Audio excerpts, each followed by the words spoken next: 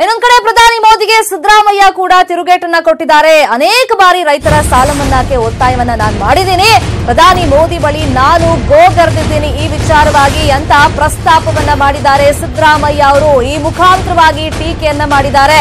ಅನೇಕ ಬಾರಿ ರೈತರ ಸಾಲ ಮನ್ನಾ ಮಾಡಿ ಅಂತ ನಾನು ಒತ್ತಡವನ್ನ ಹಾಕಿದೆ, ಗೋಗರ್ದಿದ್ದೀನಿ ಅವ್ರ ಹತ್ರ ಹೋಗಿ ಲಿಟ್ರಲಿ ಅನ್ನೋ ಮಾತನ್ನ ಪ್ರಸ್ತಾಪ ಮಾಡಿದ್ದಾರೆ. ನೀವು ರಾಷ್ಟ್ರೀಕೃತ ಬ್ಯಾಂಕ್ ಸಾಲ ಮನ್ನಾ ಮಾಡಿ, ನಾನು ಸಹಕಾರ ಸಂಘದ ಸಾಲ ಮನ್ನಾ ಮಾಡ್ತೀನಿ ಅಂತ ಹೇಳಿದ್ದೆ. ಶೆಟ್ಟರ್, ಈಶ್ವರಪ್ಪ ಜೋಶಿ ಜೊತೆಗೆ ನನ್ನ ಜೊತೆ ಬಂದಿದ್ರು, ಈ ವಿಚಾರವನ್ನ ನಾನು ಪ್ರಸ್ತಾಪ ಮಾಡಿದ್ದೆ ಮೋದಿ ಹತ್ರ ಅಂತ ಇವಾಗ ಹೇಳಿದ್ದಾರೆ ಸಿದ್ದರಾಮಯ್ಯ ಅವರು. ಆದ್ರೆ ಈ ಗಿರಾಕಿಗಳು ಮೋದಿ ಬಳಿ ಪಟಿಕ್ ಅನ್ಲಿಲ್ಲ ಅಂತ ಚಿಕ್ಕಬಳ್ಳಾಪುರದಲ್ಲಿ ಮಾಜಿ ಸಿಎಂ ಸಿದ್ದರಾಮಯ್ಯ ಅವರು ಹೇಳಿಕೆಯನ್ನ ಕೊಟ್ಟಿದ್ದಾರೆ. ನಾನು ಅನೇಕ ಸಾರಿ ನರೇಂದ್ರ ಮೋದಿ ಅವರಿಗೆ ನಿಯೋಗ ಕರ್ಕೊಂಡು ಹೋಗಿ ಸಾಲ ಮನ್ನಾ ಮಾಡಿ ನರೇಂದ್ರ ಮೋದಿ ಅವರೇ, ನಾನು ಮುಖ್ಯಮಂತ್ರಿ ಆಗಿರುವಾಗ ಆಲ್ ಪಾರ್ಟಿ ಡೆಲಿಗೇಷನ್ ಕರ್ಕೊಂಡು ಹೋಗಿದ್ದೆ.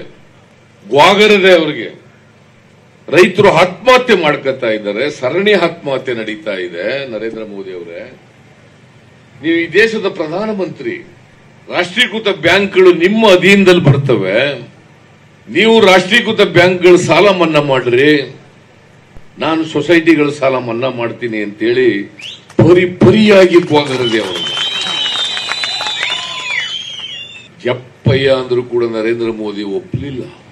ನನ್ನ ಜೊತೆ ಬಂದಿದ್ರಲ್ಲ ಬಿಜೆಪಿ ಅವರು, ಸದಾನಂದ ಗೌಡ, ಜಗದೀಶ್ ಶೆಟ್ಟರ್, ಅನಂತಕುಮಾರ್ ಬದುಕಿದ್ರು ಆಗ, ಶೋಭಾ ಕರಂದ್ಲಾಜೆ, ಈಶ್ವರಪ್ಪ, HD ರೇವಣ್ಣನು ಕೂಡ ಬಂದಿದ್ರು ಆಲ್ ಪಾರ್ಟಿ ಡೆಲಿಗೇಷನ್ ನಲ್ಲಿ.